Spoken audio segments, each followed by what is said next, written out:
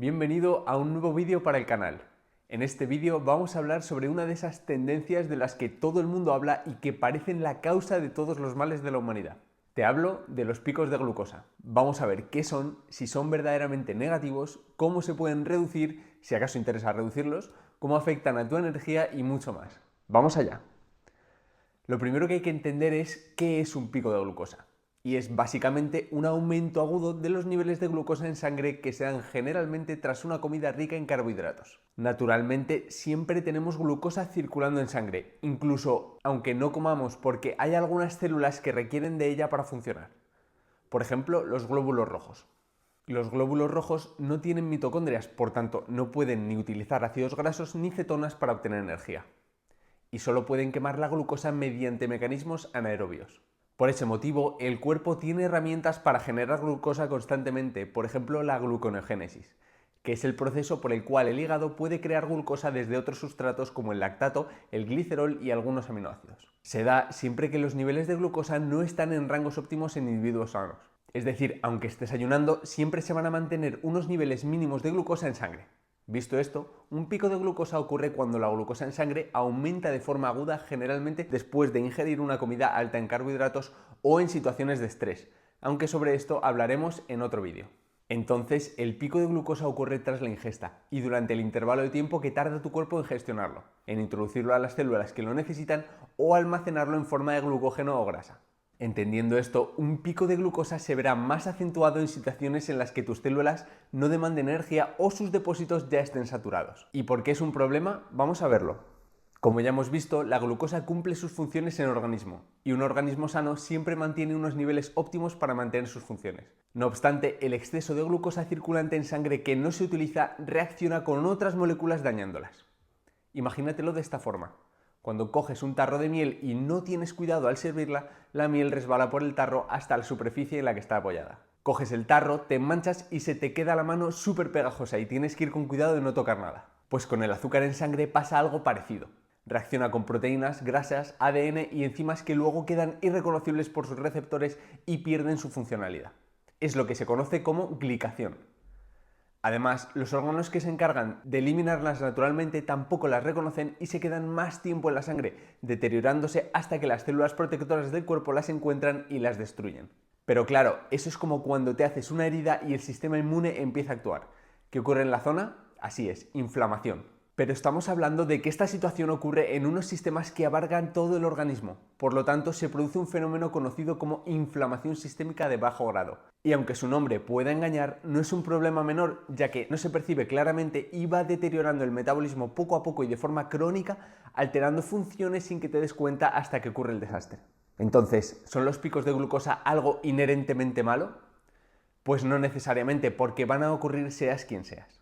Ahora bien, si eres una persona sedentaria, si comes constantemente, si no dejas a tu organismo reposar entre comidas, si eres metabólicamente poco flexible, si abusas de los carbohidratos y si encima sufres resistencia a la insulina en mayor o menor medida, el pico de glucosa se va a acentuar, teniendo un gran efecto glicante y oxidativo. Bien, ahora, antes de entrar en qué podemos hacer al respecto para reducir el impacto de esos picos de glucosa, quiero detenerme en una cuestión que considero muy importante. Y es si un pico de glucosa da energía o no. Y la respuesta es que depende del contexto. En general, cabría esperar que meter glucosa al cuerpo generase un buen pico de energía, y de hecho, hay mucha gente que percibe que o mete algo de azúcar o no tiene energía para nada. Pero esa percepción puede ser un poco engañosa. A nivel de sustrato energético, la glucosa no se va a utilizar directamente si tú ya tienes los depósitos de glucógeno saturados. Porque para ello hay un proceso, tiene que digerirse, absorberse y pasar a la célula para, tras una transformación, usarse como sustrato energético.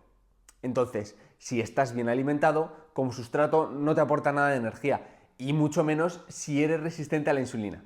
Ahora bien, imagina que estás en medio de un entrenamiento y metes glucosa. La cosa cambia, porque primero tus depósitos de glucógeno van a estar total o parcialmente vacíos, y además, cuando las fibras musculares están contrayéndose, sucede un fenómeno muy curioso, y es que como las células están hambrientas y ávidas de energía, los transportadores de glucosa al interior de la célula se colocan en la membrana de la misma sin necesidad de insulina, lo que acelera el proceso y es más fácil que la célula aproveche la glucosa como sustrato energético. Pero hay algo más, incluso estando alimentado, el ingerir glucosa tiene un efecto a nivel nervioso y es que la ingesta de glucosa provoca una respuesta dopaminérgica.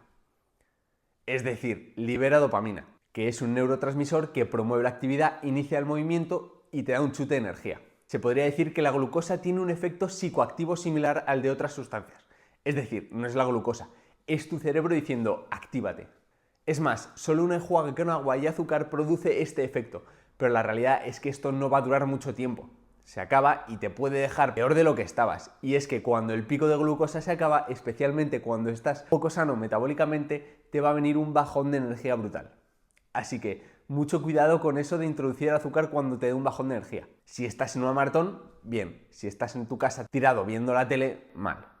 Ahora ya sabemos cuándo nos puede interesar generar un pico de glucosa y cuándo no. Entonces, vamos a ver qué estrategias podemos seguir para reducir el número de picos de glucosa y su impacto negativo en el metabolismo. El primer punto es reducir el número de picos de glucosa y se puede solucionar de dos maneras.